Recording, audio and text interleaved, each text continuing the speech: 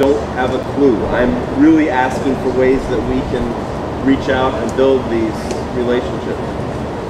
My quick answer is her. With the HIV/AIDS, you know that when it started there was also tension. People denying and saying it's the Western agenda, etc. But it came a time when the African theological schools and the African community began to grapple with this. And then there was collaboration between the church here and there. And whenever you hear her presenting, she will say, I learned this from Africa. I learned this. There's that kind of dialogue now between some universities there and here, colleges. I think that's what we need even on these issues, that there are people there and here beginning to dialogue together. In brief, that's what I can say. I say the format is already there with the HIV/AIDS. I guess the other aspect to that is actually one and the same thing, is the fact that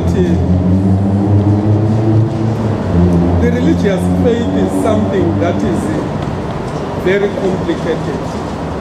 I will begin by saying my faith is first and foremost a private thing until it is confessed. Then it becomes public. Then somebody starts to get interested in my life, how I live it, and in the rules and the doctrines of the church, whether I affirm them or not. That's the beginning. But then my faith also becomes political in a way, because when I express my faith, I have a certain language. That language follows directly my religious experience, which is mine and cannot be compared to somebody else's. And then my culture, which I carry as part of my identity in my daily life. So in the expression of this faith, I can either make friends or enemies. Isn't that true? Make friends or enemies depending on who better understands me without judging who I am. That's the religion of Jesus. That's the faith of the apostles.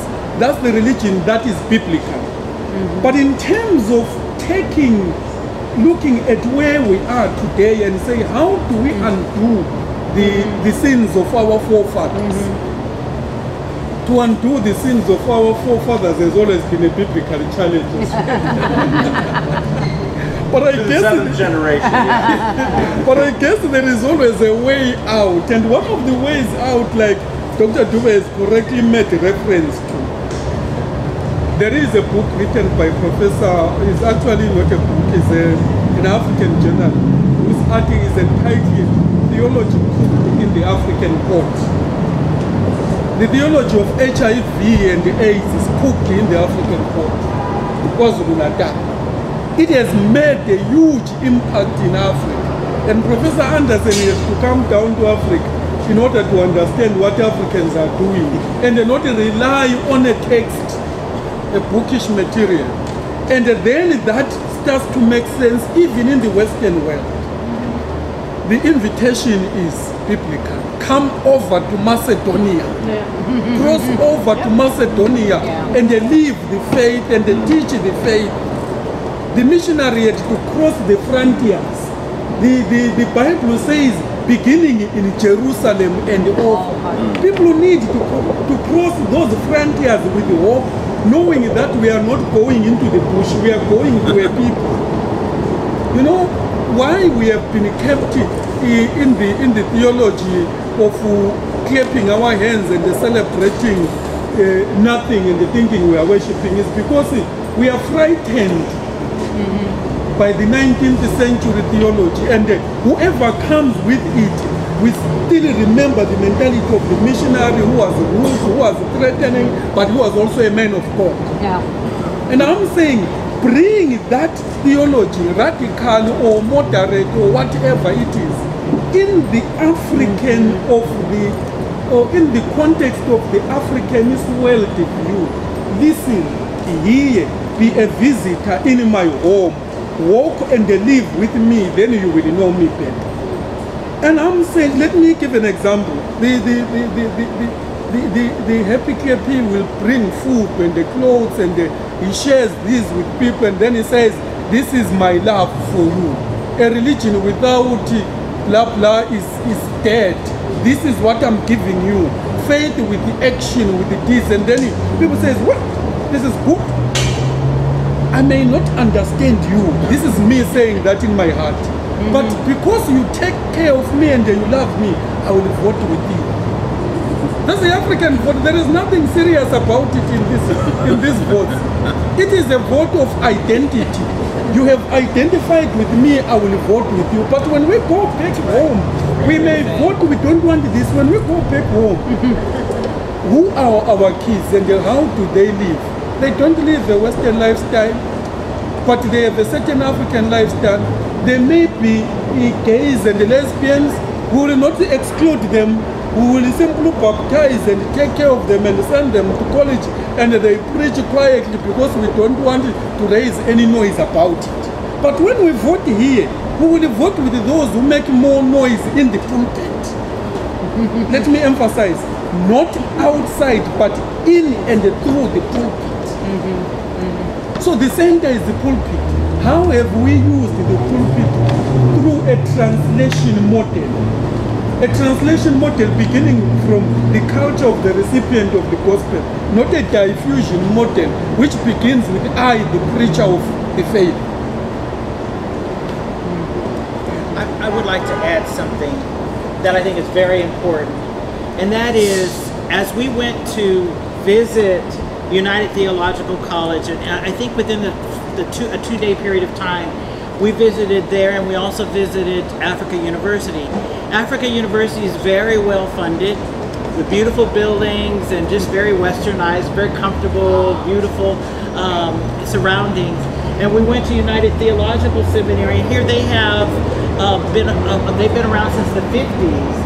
And many of the churches who have pledged to support them have not been sending their support in like they should. So they have been struggling financially for some time, and to the point to where they don't even have clean water for their students. And they've got several student families living within the same house. But they have also established a church farm for folks to make a living and feed their families while they attend school. But we have not been supporting them like we should. The missionaries are supporting their colleges, their Pentecostal colleges, but we have not been supporting them. One of the things I asked Reverend Mpofu to do, and hopefully, I know we're out of time, but as you have time that you will talk to them individually about, is that I asked him to put together a list of all of the needs that they have in sections. Because we as United Methodists, we love to adopt the library, we love to adopt the computer, they need broadband. I mean, the two of them were communicating with me with one computer that has dial-up speed that sometimes works when the power is on, okay, and working. So they've got infrastructure trouble, and even with all of that, everywhere we go, their students are the top performing students. When we add South Africa, we add Mozambique, they come from everywhere because this is the top school. It's even considered to be a more well-prepared school than African University. I didn't say that, but within Africa, that's what they say, right? Okay. So anyway, I just wanted to mention that. So make sure you carry that dialogue on with them as we go our separate ways. I'm really glad you brought this up because I heard it said that 90% of United Methodist pastors in Zimbabwe are trained at United. Yes. In fact, more than 90%. Okay. Thank you. Thank you. So, this is not the end of this discussion. We want to thank you for coming and sharing with us. And we would like for you, through Derrick or others or conversations with us, to keep telling us what we're not doing right now. When you see how we're living into this new missionary effort to be relationship partners and listening, where we fail. Okay, so if y'all will keep your eyes on that for us, like that talk with us. A lot. I want to start by saying, this voice, don't get tired. It's a way of sharpening the voice. The voice, we are hearing this and we are learning, but sharpen this. That's what because this voice is a gift to the world. consider yourselves also as bringing a voice that is needed, a gift to the world. But we are saying, how do we sharpen it and how do we package this voice so that the wider community may benefit more? But don't Just get my tired. one sentence. General Conference 2012 may not go the way you want, but there is always another. This is, consider this to be the beginning. If the tabernacle is here for the first time, then you have made a mark. Grow the right direction and go on with hope. Amen. Thank you. Amen.